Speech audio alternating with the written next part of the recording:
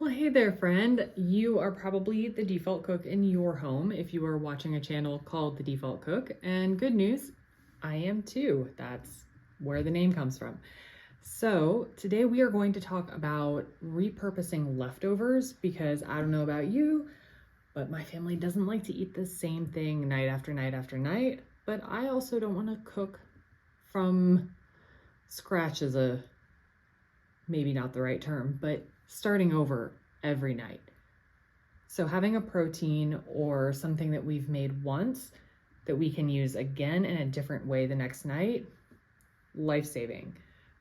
Saves me time and a little sanity, and I hope it will for you too if you're not already doing this, or if you need some fresh ideas. Let's get into it.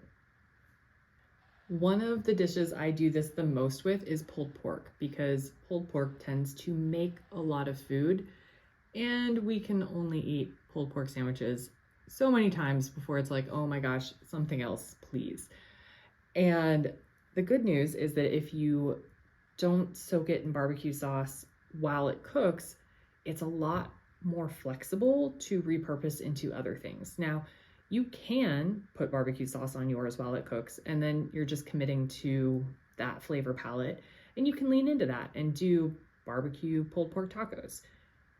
Or you can do a more universal seasoning and then add the sauce on the side afterwards. And what that does is allow you to be a little more flexible with what kind of flavor direction you go with the leftovers. So now instead of barbecue pulled pork, we can do chili powder and kind of like ratchet up the pulled pork taco flavors in a different direction. Go a little more chili powder and lime, which is my preference, as opposed to barbecue. It also allows us to do pulled pork fried rice. And that's one where, again, pulled pork makes so much that we tend to have quite a bit of it and need to use quite a bit of it. So that is another way to stretch that protein and not have to cook as much. Now for fried rice, you also need leftover rice, or you can grab those kind of like minute rice pack, microwavable packs, and already have it ready. Or you can plan a meal between the pulled pork and the fried rice that has rice and then just make a little too much on purpose. Okay, like a medium amount too much. Another protein that we really like to enjoy multiple ways is steak or roast. Out here on the West Coast, we can get a cut called tri-tip, which I'm not sure why it's not available more everywhere because it's a whole muscle that every cow has, kind of like sirloin is available everywhere. I don't know why tri-tip isn't, but tri-tip and sirloin are actually very comparable, where when they're sliced, they're sold in the store as steaks, and when they are sold as the whole muscle or like a big chunk, it is sold as a roast. And either of those are great for making as steak or as a roast and then serving it kind of sliced up the first night. And then the second night, you can put it into a pasta dish. I like one with a red pepper and spinach and kind of a cream sauce. I'll link that. As well as if you still have leftovers on a third night, they go great in quesadillas or sliders or tacos. I'm not as commonly having a third night with a steak or a roast cut, but if you had a particularly large one or your kids are lighter eaters, you might get a third out of that. And then of course, there is my favorite protein as far as ease goes, and that is rotisserie chicken. I'm not sure I'm able to leave a Costco without one, unless they're out, which thankfully doesn't happen very often. And it's just so easy to use in so many things. And with rotisserie chicken, you can either enjoy the rotisserie as a first meal and just serve, chicken with bagged salad, an easy side dish like roasted carrots, or you can immediately kind of debone and shred that chicken and use it in more things with smaller amounts. If you're going to do the full chicken first and then use just the leftovers in your next meal, You will want to take into account how large your chicken is, as well as how big your family appetites are. My kids are elementary age, and so they do not eat as much as, say, teenagers. I anticipate that in the next few years, I will have to go to buying 2 rotisseries to make this work.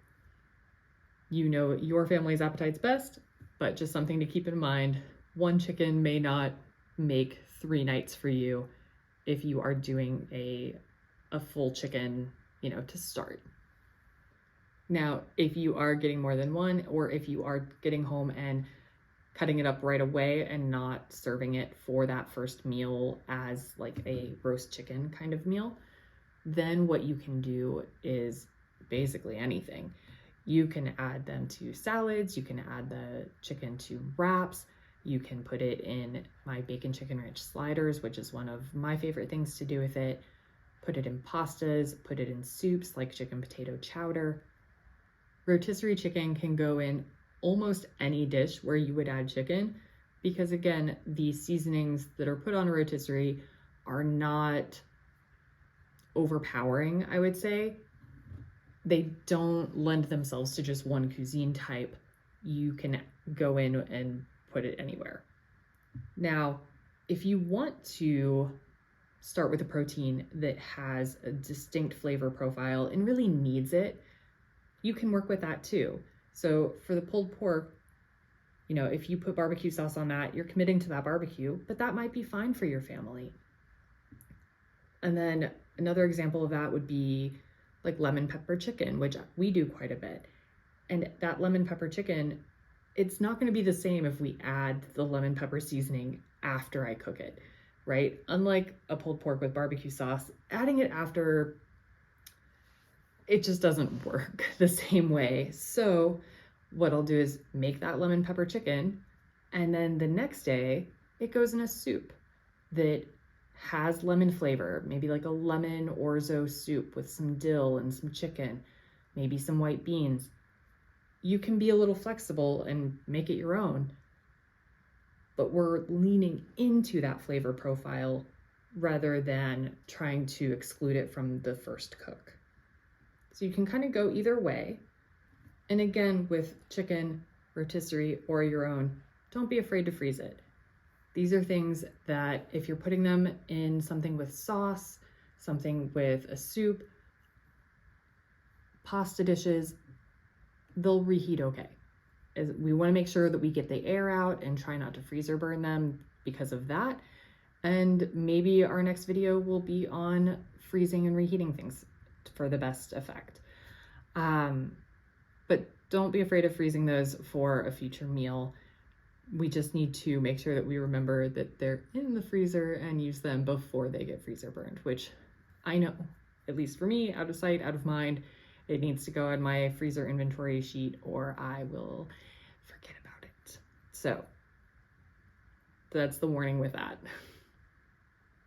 So we've talked about repurposing pulled pork, we've talked about repurposing roast or steak, we've talked about repurposing rotisserie chicken, as well as a different kind of chicken that you have to kind of flavor yourself while cooking and then lean into that with leftovers. Now that we've done that, I would love to hear in the comments what your favorite protein to repurpose is, or which one you're going to pick this week to try out and do some repurposing of. If you need more ideas, I actually have a Facebook group called Better Than Leftovers, where repurposing leftovers is our main focus.